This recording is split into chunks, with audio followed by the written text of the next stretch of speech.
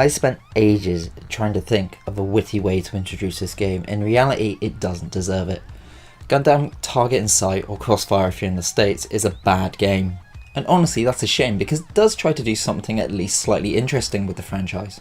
It should have been delayed to polish up on its glaring issues rather than being rushed out blatantly to meet the PlayStation 3's original launch window. Even with a 3-month gap between the original Japanese release and the European one, little was done to improve the gameplay experience. It's not all bad, but the good parts are completely overshadowed by all the horrendous issues this game is plagued with. Where to start then? Developed by BEC and spat onto the PS3 by Bandai, the game takes place over the last 3 months of the 1-year war from the original Gundam series. You pick either the Earth Federation or Zeon to lead through these months as you battle the opposition, or while you develop and improve your suits until the final mission. Each day you can go on with any available missions, repair and modify existing suits, along with ordering in new suits and pilots. Missions have a date that they'll become unavailable if they're not completed by, so balancing your squad status while applying upgrades can lead to a bit of micromanagement. The concept of having limited actions each day before progressing time is something not far removed from games like the Persona series, but I'd really rather not drag that series through the mud by comparing the two. So far, everything sounds pretty interesting, and to be honest, that's what kind of drew me to this when I first got my PlayStation 3. Previous Gundam games that were released around that time weren't particularly met well with reviews, but I didn't really mind that. I mean, I enjoyed the games that came out, so I didn't bother researching the reviews for this one when it was released. That was a grave mistake. Unfortunately, first impressions can make or break a game, and considering this would be one of the first experiences on my new expensive console, it definitely left a bad taste in my mouth.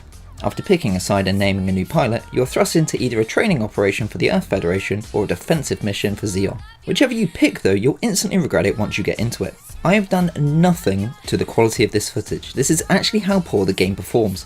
Imagine spending a large amount of money on a new piece of gaming hardware that's meant to be a massive step up in power and performance than the previous generation, and this is what you see. It's almost unplayable by today's standards. I go as far to say that if this released now, the criticism would be so bad it would get recalled. Controlling your 5 frame a second walking punching bag is simple thankfully, though why there are 8 different control schemes and the only one that makes any sense to me is the 7th option, because who would want to aim with the left stick once zoomed in rather than custom controls, is the least of my worries. Movement is painfully slow, and it's compounded by the frame rate issues. Even with later suits that have better mobility, it doesn't get much better. So moving sucks, but what about shooting? If it wasn't for the lock-on feature, this game would be nearly impossible. When locked on, your bullets, beams and rockets all track the enemy to a certain degree. If the enemy is perfectly still, you can just circle strafe them, continuously hold down the fire button and just blow them up. Suits can have limbs destroyed, so taking out a weapon holding arm means they lose the ability to use it. Take out both arms and they're even more screwed unless they have a head or shoulder weapon. This is also the same for the legs, and even taking out the head has a chance to explode the whole suit in one go. This means hitting weak points is a great tactic to employ, but it's impossible to do so with the lock-on.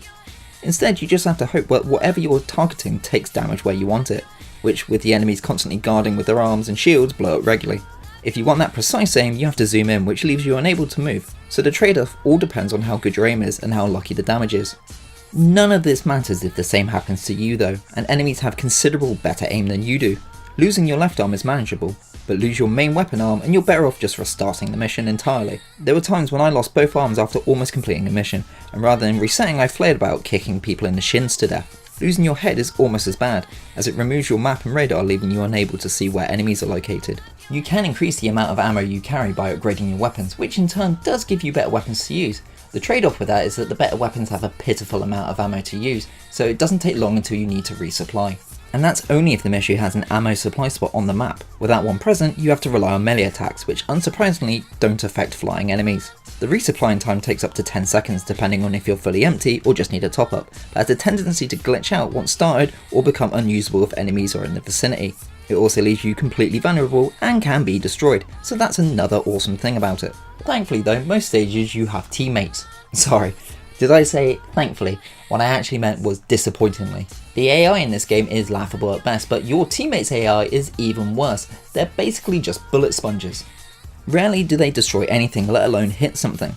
But they'll be happy to run headfirst into a skirmish, stand completely still like a statue whilst the action around them goes on, or just get stuck on geometry and fellow teammates. Infuriation doesn't come close to the level of anger I felt during some of these missions. Objectives range from wiping out the enemy force, protecting or destroying a specified target, or occupying an area for an allotted time. Depending on the objective, this can last from 1 to 20 minutes, as long as you don't lose weapons or die, which, if I had been more patient, probably wouldn't have happened as often as it did. But I very much wanted to get through this game as quick as possible so I could be done with it. Graphically, the suits all look fine. So, you know, there's one positive. Environments range from deserts and mountains to navy bases and city ruins.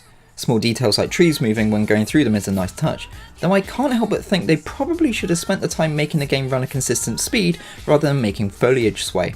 And water is just, I mean, what is this? What is this mess? Unlike most Gundam games, the sound, or more specifically the voiceover, is terrible, like truly terrible.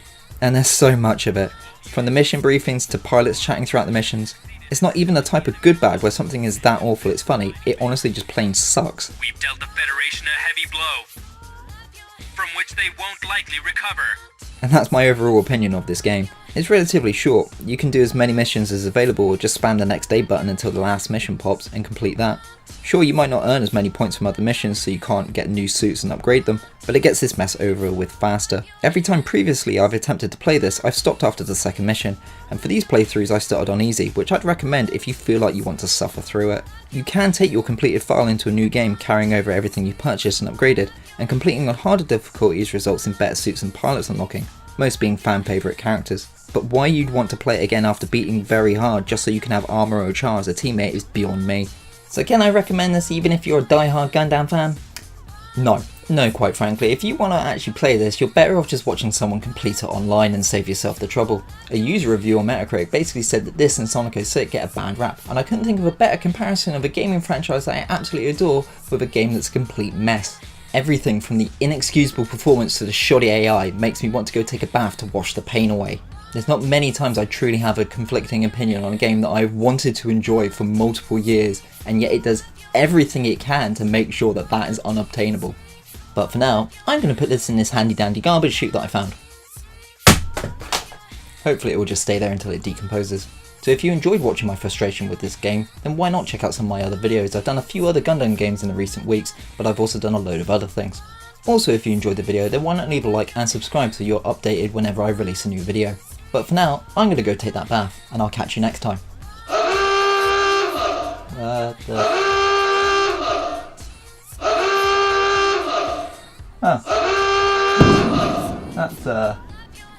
That's something. Did you know that was going to happen?